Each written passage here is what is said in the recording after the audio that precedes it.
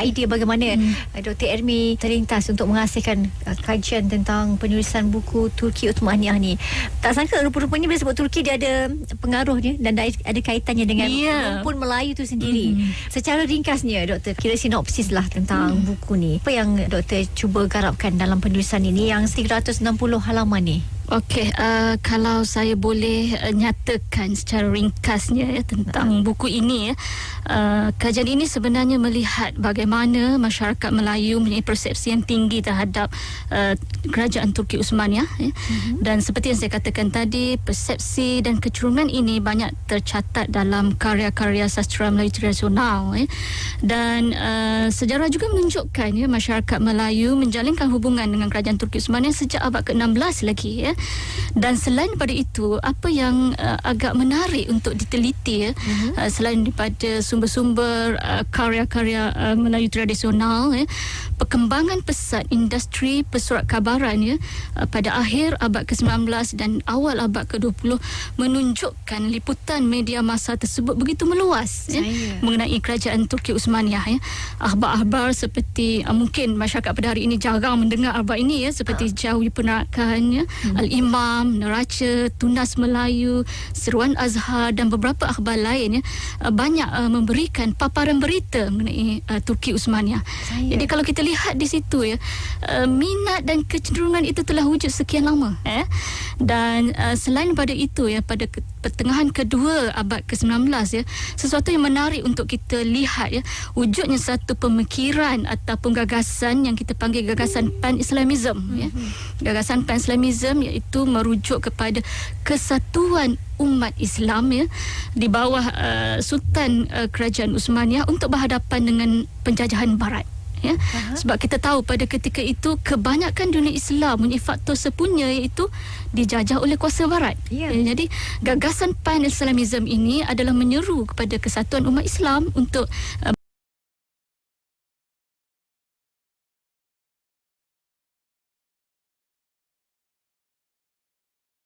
berhadapan dengan masyarakat umum, halayak umum untuk mengetahui sejarah tentang hubungan yang berlaku di antara kerajaan Turki Uthmaniyah dan juga masyarakat Melayu.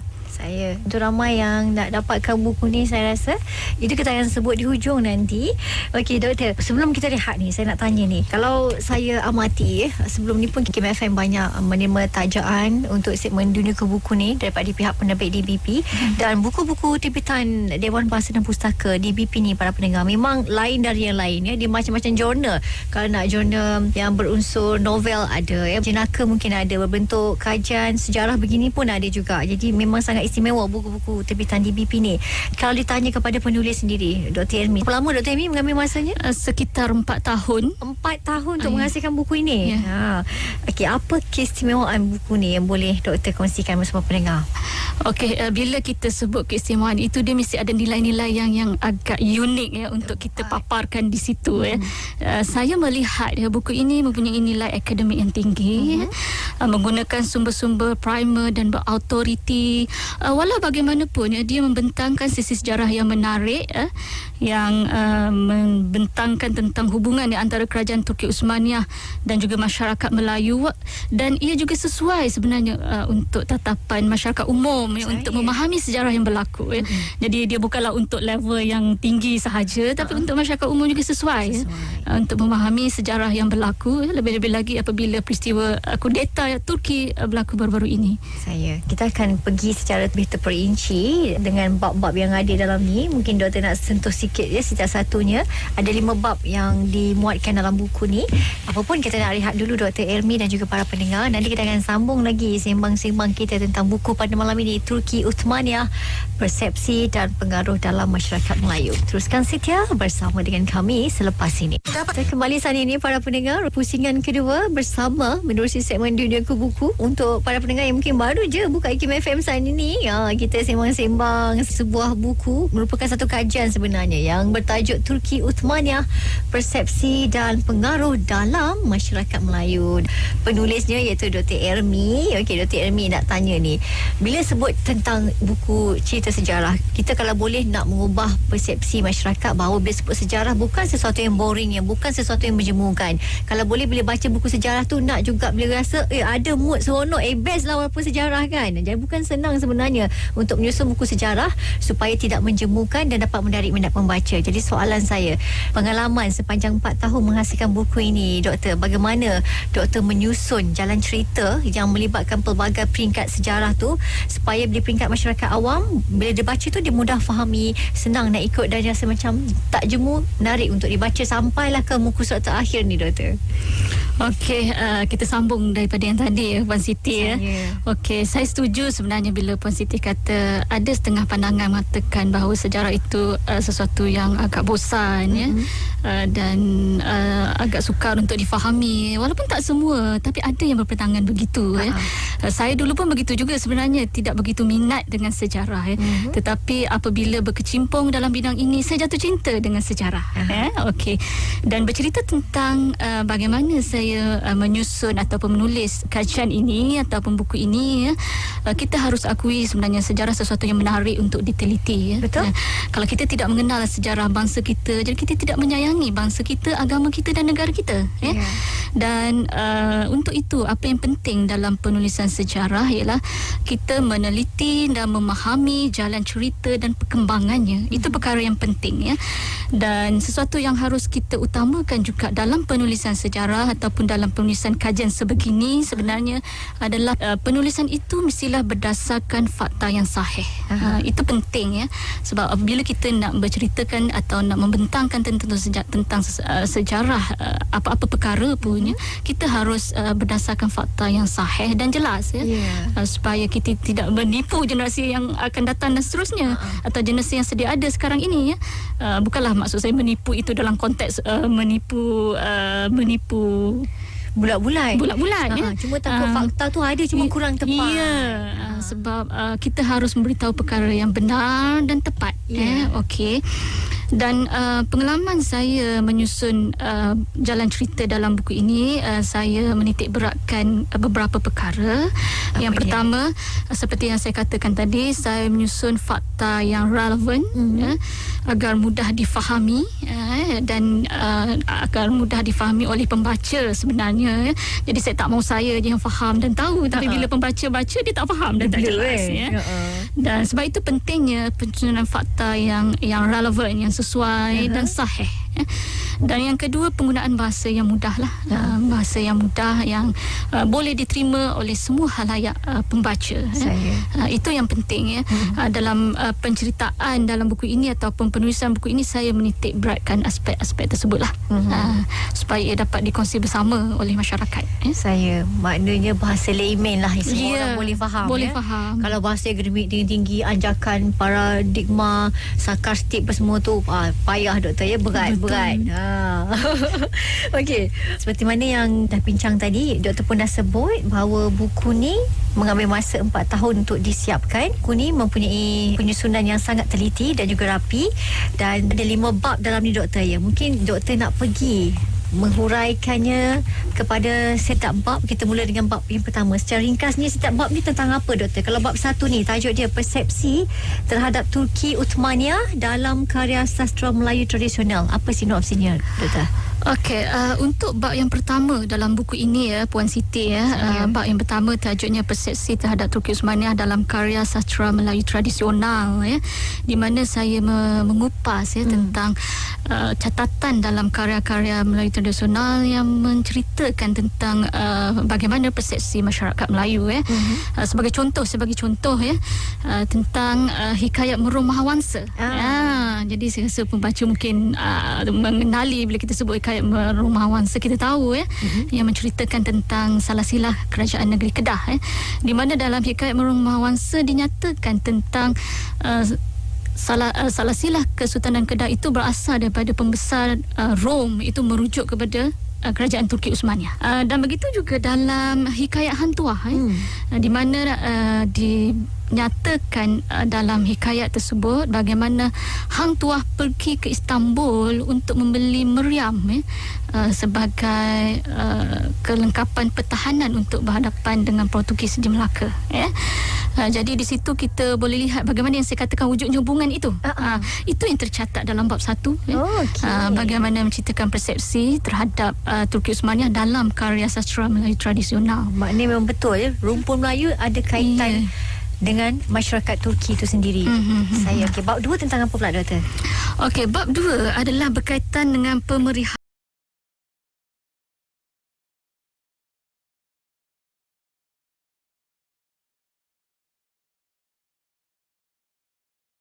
mengenai Daulat Turki Uthmaniyah, dan saya ada menyatakan tentang tulisan ulama-ulama Melayu seperti Syekh Wan Ahmad Muhammad Zain Al-Fatani, di mana beliau menulis sebuah buku yang tajuk Hadiqatul Azhar. Di dalam buku tersebut ada satu bab khusus yang menceritakan tentang kerajaan Turki Uthmaniyah. Jadi bila ada satu bab khusus itu menunjukkan bagaimana kerajaan itu menjadi daya tarikan orang Melayu menulis mengenainya. Di situ juga saya turut membincangkan tentang perkembangan aspek pendidikan dan pembangunan yang wujud di kerajaan Turki Uthmaniyah itu menarik minat penulis-penulis Melayu membincangkannya. Sebagai contoh, seorang penulis Ibrahim Mahmud dalam buku Turki dan Tamadunnya membincangkan tentang aspek pendidikan dan pembangunan kerajaan Turki Uthmaniyah. Okey, bab 3 pula tajuk dia pengaruh Turki Uthmaniyah dalam masyarakat Melayu dengan akhbar dan majalah sebagai wahana. Ni tentang apa pula ni, Doktor? Okey, bab 3 adalah membentangkan bagaimana saya sebut dalam segmen yang pertama tadi bagaimana industri pesurat kabaran di tanah Melayu pada akhir abad ke-19 dan juga awal abad ke-20 yang banyak memaparkan berita-berita mengenai kerajaan Turki Uthmaniyah. Seperti yang saya dah nyatakan tadi, beberapa contoh surat khabar yang membincangkan, yang memberikan orang kata liputan kerajaan Turki Uthmaniyah dan dipaparkan juga aspek kemajuan, kegemilangan, penonjolan aspek ketenteraan dan juga konflik di antara kerajaan Turki Uthmaniyah dan Eropah, dan juga pelibatan kerajaan Turki Uthmaniyah dalam Perang Dunia Pertama. Cuma saya suka nak highlightkan di sini bagaimana dikala orang Melayu digelar sebagai bangsa Melayu yang pemalas, the myth of lazy native, ada satu label yang dikenakan pada orang Melayu satu ketika dulu, tetapi pada ketika itulah industri pesurat kabaran berkembang maju. Jadi kita boleh menolak tanggapan tersebut sebenarnya. Dan ini dijelaskan juga apabila kerajaan British pada ketika itu mengeluarkan enactment melarang akhbar-akhbar di tanah Melayu ini memaparkan berita tentang kerajaan Turki Uthmaniyah semasa Perang Dunia Pertama. Tetapi akhbar lembaga Melayu dengan beraninya tetap memberikan pemberitaan mengenai kerajaan tersebut. Jadi dia tidak takut dengan arahan yang dikenakan oleh pihak British. Mereka tetap dengan tugas mereka tetap melaporkan apa yang berlaku pada ketika itu. Dan itu saya rasa satu yang menarik untuk kita lihat di mana pandangan yang sering mengatakan masyarakat Melayu lemah dan sebagainya, tetapi kita boleh sangkal pandangan tersebut Di sebalik itu masyarakat Melayu menunjukkan keberaniannya dan sanggup seolahnya tidak mendengar arahan daripada pihak British pada ketika itu. Itu sesuatu yang menarik saya rasa yang perlu generasi pada hari ini mempelajarinya sebab sejarah itu adalah satu iktibar yang harus kita pelajari, harus kita teladani daripada apa yang berlaku. Yang keempat tu pula, Doktor, tajuknya persepsi terhadap pan-Islamisme dan juga pengaruh Turki Uthmaniyah dalam masyarakat Melayu. Ini bagaimana pula ni? Okey, tajuk keempat Puan Siti Okey, dia dah nak sampai tajuk yang ke akhir ni, dah 4 dan 5 Okey, tajuk yang keempat ini sebenarnya adalah membincangkan tentang gagasan pan-Islamisme atau pan-Islamism Okey, pan-Islamism ini adalah merujuk pada satu gagasan pemikiran di mana satu slogan menyeru kepada kesatuan umat Islam bersatu di bawah Sultan Turki Uthmaniyah pada ketika itu untuk berhadapan dengan penjajahan barat. Seperti yang saya katakan dalam segmen yang pertama tadi, pada ketika ini dunia Islam punya satu faktor sempurna, itu kebanyakan mereka dijajah oleh kuasa barat. Tak kiralah dunia Islam di sebelah sini, di sebelah rantau alam Melayu ataupun Asia Tenggara pada ketika ini, di sebelah Timur Tengah, di sebelah Afrika Utara, kebanyakan mereka dijajah oleh kuasa barat. Jadi seruan pan-Islamisme atau pan-Islamism ini adalah menyeru umat Islam bersatu untuk menentang penjajah barat ataupun untuk berhadapan dengan penjajah barat. Jadi walaupun pan-Islamism ini kalau kita lihat ada pelbagai pandangan dan ulasan yang saya bentangkan dalam buku ini, siapakah yang mencetus idea tersebut, dan siapakah mendukung idea tersebut, dan semasa kerajaan Turki Uthmaniyah di bawah Sultan Abdul Hamid II pada ketika itu, pada tahun 1876, di awal pemerintahannya, walaupun gagasan pan-Islamism itu berpusat di Istanbul, tetapi seruan itu sampai kepada masyarakat Melayu di rantau ini. Jadi orang Melayu yang pergi menunaikan haji di Mekah, bertemu dengan pentadbir Turki di Mekah, mereka mendapat semangat ini.